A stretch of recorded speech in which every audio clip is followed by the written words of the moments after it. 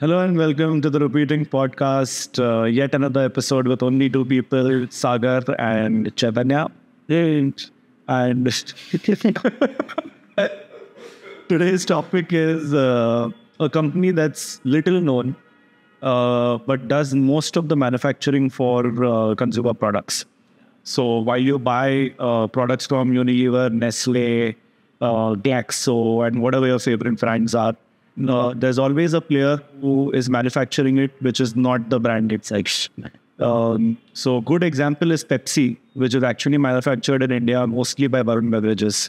So Varun Beverages, not many people know about unless they're invested in the stock markets. But Pepsi, everybody knows about and everybody buys, right? And this is true for not just food, but also consumer electronics and Nixon is a good example in consumer. Dixon for consumer electronics, clothes. All the brands that you wear are not even in India. It comes from Bangladesh. Different topic. So in the listed space, while we've got place for consumer electronics in the form of Dixon, apparently we don't currently, we haven't been able to find any. But for Because I think it's very unfragmented market in apparel. I think because there are a lot of more fragmented. it's fragmented market because it's very unorganized, and I think companies in areas such as Surat, Ahmedabad, or even Kolkata's that side, they're very small companies who develop this. Yeah. So this But in food, we've got one company which makes about 2,000 crore in revenue, close to 3,000 now in revenue by manufacturing everything under the sun when it comes to consumer products. And this company is called Hindustan Foods. And unlike its name, very out of it does shoes as well and does toilet cleaning liquids too. Such not for Don't consume, please. So yeah, that's the company we're talking about today. So do you want to give a little history of Hindustan Foods? Why is it called Hindustan Foods where it does everything including foods?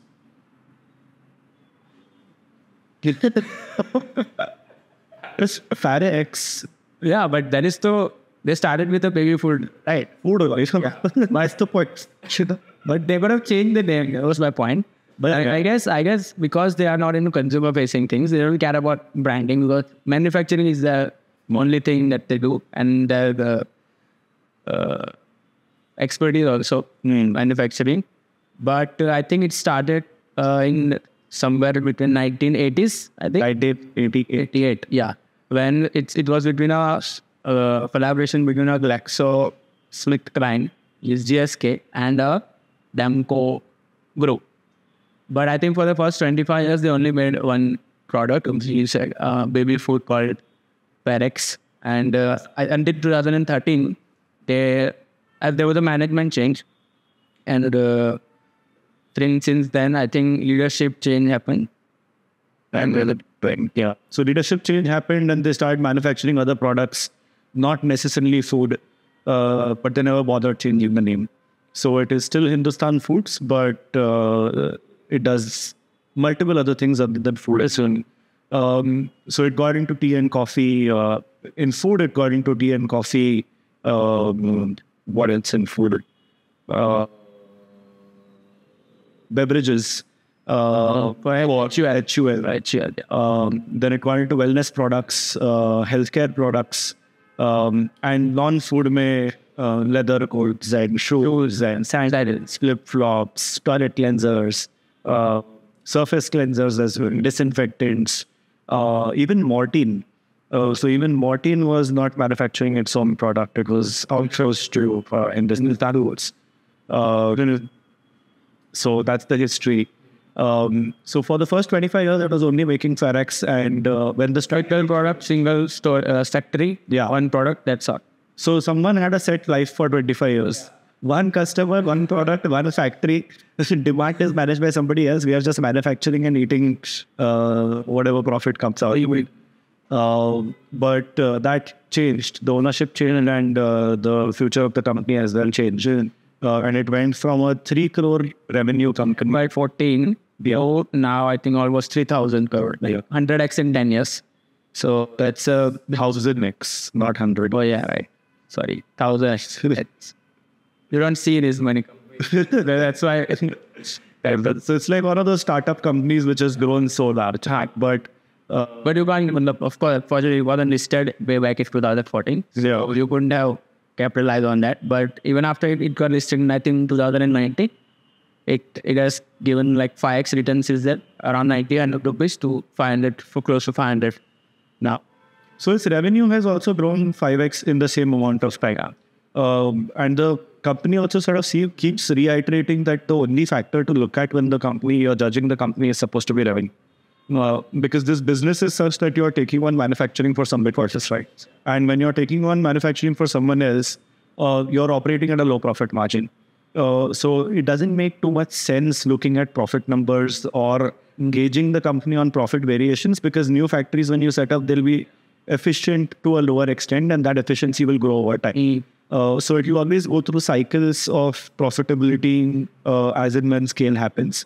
But the best way to judge the company's growth or progress is going to be revenue. And they moved in tandem over the last 5 years. Even CapEx has moved in tandem, surprisingly. Net block in Gross. Yeah. Because we'll cut out depreciation. So if we look at the last 5 years, there has been an 80% CAGR in gross block. And revenue has been about 76% of CAGR, which is humongous. It's just massive. I think where the whole the industry or everyone is going asset light, I think is the company who is going asset heavy. Yeah. It's kind of a and very costly business. But I think someone has to do the heavy lifting. Because India, as a FMCG consumer, there are a lot of products which we currently the supply outgrows the demand. The demand outgrows the supply. And that's why ice cream is a pretty good example. Because when I think it was an acquisition by Hindustan Foods, an ice cream factory. So in ice cream, even in shows, it's the same thing, that the demand outgrows the supply.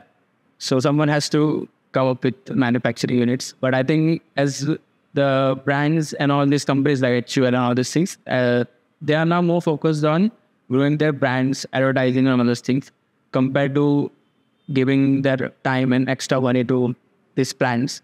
Because of the obvious reason, it also takes up your margins and all these things. And I think that's the reason in this type of units. Yeah, so that's the same trend that's followed for every segment, right? Even consumer electronics. Initially, the expertise was manufacturing, but it soon moved to saying that, hey, we'll do the product development and R&D. And they're good at building brands and creating that trust around the brand. So you buy an LG AC today, you're not thinking about who's made it. But in all likelihood, LG is not made it. But that actually is important. Selling it and creating products or crafting products that are reliable, or choosing manufacturing that does not fail. So Hindustan Foods obviously must be doing a great job at manufacturing, and that's why so many FMCG conglomerates actually trust Hindustan Foods on their manufacturing. So when you're buying a Glaxo product, you're getting good quality because Hindustan Foods is a good choice by Glaxo. Yeah. So that due diligence factor got done by the company itself, not the consumer itself. Yeah. And increasingly, all the brands will keep moving towards this asset-light model, because at the end of it, they want to focus on brand building. There is heavy S&M spends. There is a lot of R&D spend. And they're better focusing on that and outsourcing manufacturing if there are experts at manufacturing multiple products with great efficiency doing the job for it. And for someone like a Hindustan Foods, give it their model. If they're setting up a factory for, say, example, blending tea for one company, they can just use the same machine and or the setup and the same supply chain, obviously the modifications ke saath, and be able to do the same thing for another company. That's right. And you save on the overheads, right? As a brand, you just end up saving on overheads. You end up with operational efficiencies which you wouldn't have been able to achieve otherwise. You don't have to care about the end market sales numbers, because ultimately you're not going to sell it to that market, you're going to sell the company. And then the problem of selling it forward is on the companies who are buying from on the Hindustan Foods itself. Yeah. So that's a good example. You said the machine wise that it operates under two models: shared manufacturing and dedicated manufacturing. So for example, if we take the example of just like tea, for Tata Tea, for example, they can also offer two types of manufacturing. One particular plant, they will only manufacture Tata's tea. And then there's another manufacturing brand where they can make tea in general. And in turn, they will sell that tea to any company within the Tata, HUL, whoever it is. So yes, it's a two models. One is actually there's another model which they can. So you're saying the second model is more by claim. They'll make tea, but anybody can brand it as they want.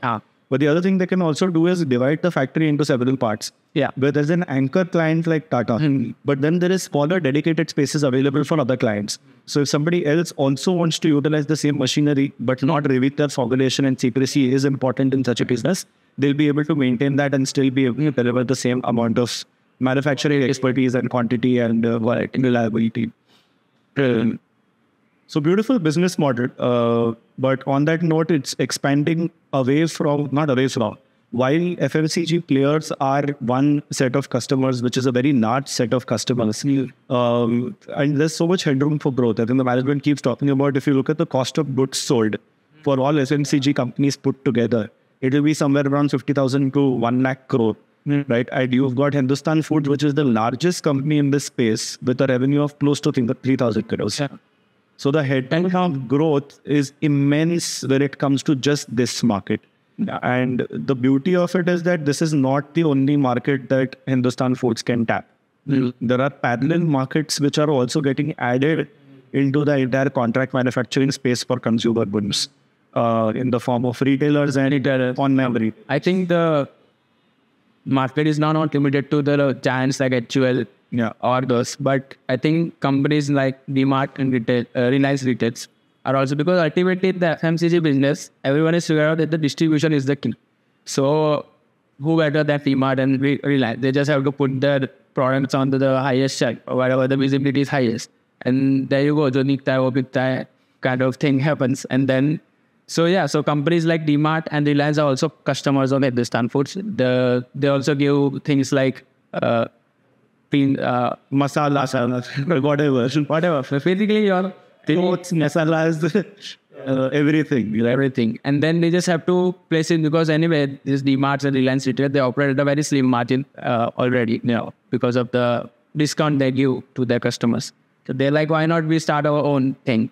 And if it's good enough, then they can also squeeze in extra bit of margins. It will ultimately benefit Hindustan Foods. So in the end, no matter who wins, HUL, DMart or Reliance, one single winner will always be there, which is Hindustan Foods. Yeah, so market share can shift between brands and retailers. Retailers selling their own product, which are manufactured or whatever. Because retailers, the advantage is that they don't have to advertise their product. Yeah. Their distribution is set in a physical space or a virtual space on an app. But that cost they don't incur, and hence the S&M is lower and the price of the product is. Yeah. But at the end of it, it doesn't matter where market share goes, whether it is with the retailer or whether it is with the brand. Hindustan Foods, if it's going to manufacture the product, it is going to benefit. Yeah. It's a definite win kind of situation for it. And the same story between retailers and e-commerce players as well. E-commerce, quick commerce, whatever. Yeah. I think Zepto is also starting something similar up there now. Yeah. So Zepto started keeping its own brand of products as well. But obviously Zepto is not going to go and manufacture it themselves. Yeah, of course. So they come to someone like a Hindustan Foods again. So growing market. Additionally, I mean, the market had always existed, not so big, although adoption was lower. Yeah. It was also very fragmented and unorganized. Right. But obviously now companies prefer someone who's established, who has a very large facility, who works with multiple clients. Yeah, 30, 40 years of history now, 35. But that kind of a history to leverage upon. So this turns out to be a very obvious sort of player in contract manufacturing. Yeah. And at the end of it, if somebody messes up in terms of manufacturing, the end effect is going to be on the brand. Yeah. And you don't want that to happen. But the growth that they but FMCG as a space has been a little dodgy over the last few quarters. 1 year. I mean, you can yes, because of the numerous reasons, rural economy, inflation, higher rates, whatever, wanna name it. That's why I think in FY24, the revenue was, I think, close to 4% growth compared to 50-60% in the last 5 years for Hindustan Foods. But I think things are now looking good because And recently, just last week, a lot of the FMCG companies came out with the results, the likes of Godrej and Marico. So they have some the signs of higher rural growth. And then they also mentioned some interesting things like most of the branding and advertising spend, which has happened in the last couple of years, it will now start reflecting into that top line. So basically, there also expenses will go lower as compared to revenue. So that will ultimately gonna benefit companies like brands like HUL and all, and then ultimately it will trickle down to manufacturers like I said. Yeah. So that is true. But yeah, I think they were given 4,000 crores of target for FY25. Yeah. Yeah. So they did 2,600 crores in FY23. In FY24, they will roughly do a little above 2,700 crores. Looking at the revenue, Flat or no growth. So that is like a single-digit growth compared to a very high number in the past. So the company is clearly disappointing from that perspective at this point in time. However, they decided a target of 4,000 crores some 2 years back. But despite the slowdown, they haven't really changed that target. So they're still confident of achieving 4,000 crores in the next year, which translates into 50% of revenue growth. 47, 48, but yeah, near 50% growth in FY25, which is very, very ambitious given that they have a lag of 1 year now to make up for that. But they seem confident because of 3-4 reasons, right? One is the revival of FMCG that is Powerhouse. FMCG companies, they have certain split up. They do new markets like shoes, ice cream, a lot of capex. They have also and then that capex will start generating the revenue. I think 300 or 400 crores of acquisition or capex they have done in the past 1 year, which is like 20% of the revenue. So that will keep generating revenue. They start generating revenue from first quarter FY25 according to the management. So historically, the equation is that way, right? The last 5 years, capex growth, gross block growth or CAGR was 80%, revenue growth was 78, 79. Last year, while revenue growth, this year, while revenue growth lands up at whatever, 6-7%, your capex growth is still 20%. That will catch up. So that will have a catch-up effect. Because all the facilities they're setting up for ice cream and shoes and whatever, it is still in the process of being commissioned or being set up. Or even once you set up, it does not operate at 100% efficiency immediately. You see a period where capacity utilization gradually goes up. And these days, usually their modus operandi has been that you get one anchor client and you set up a factory and then start getting ancillary clients around it. And that's how you create operational efficiency out of the entire unit. So all the 3-4 things that they're doing additionally this year should start to fructify over the next few quarters. But still, that doesn't sort of add up to 50% growth. That still could give you about roughly 25%. And then there is a revival of FMCG, which can boost utilization in existing business. So volume growth there can lead to another maybe 10%, so you come to 35%. That's the new business, what I was like. Plus, if they acquire. So acquisitions have been very active for this company. They've done, in the last 10 years, they've roughly acquired at least 8 clients. Either merge somebody else's business into their own, or going out or just buying Hindustan Unilever's branch itself. They would do that also. So either a customer's plant or another contract manufacturer's plant. So if they couple this up, like the current initiatives, with something on the inorganic side, then there is a possibility of them reaching the 4,000 crore number, which will be immense on this base. Which again, if you put it into context of how large the market is and how big Hindustan Foods is, still small. So when do you say the base is large? Probably the time is not right now to say that, at such a base, can you continue growing at a higher rate? They might get the base might just still be small. Because the base itself also shift now. Because every year, compared to the original market, which is like 50,000, at least 50,000. Plus, as in when they add a new category, they're obviously expanding the market there as well. Like ice creams wasn't a market for them until they acquired a company there and then set up a greenfield manufacturing process for shoe manufacturing. Same with shoes. And then by themselves, they got into sandals and flip-flops. So with ice cream, they can go into something else. Whatever. But yeah, it's definitely an interesting company to watch out for, because even if they don't achieve the 50% growth, which is which they've given the target of, but sooner or later that growth is going to come. So and there are enough underlying factors for the market to grow itself. And then Hindustan Foods, having established its pedigree, has a higher chance of capitalizing on that, right? So even if 1 year is disappointing, or if they don't achieve the target next year, if you sort of look at the long-term potential of the company, just basis what they've achieved in the past and how much headroom there is for growth in the existing market and due to market expansion, then there is a definite sort of story available to play over the long term. So one could sort of utilize the disappointment in order to play the long term. Rather than looking at it from a very short term lens of 1 or 2 years. It can be an opportunity. As more and more companies sort of outsource their product manufacturing. Hopefully they'll change their name also. And their investor presentations. That is another thing. Tencent. Yes. Cool. That's it for today. Thank you so much for watching, and see you next week. Like, share, subscribe. Bye-bye.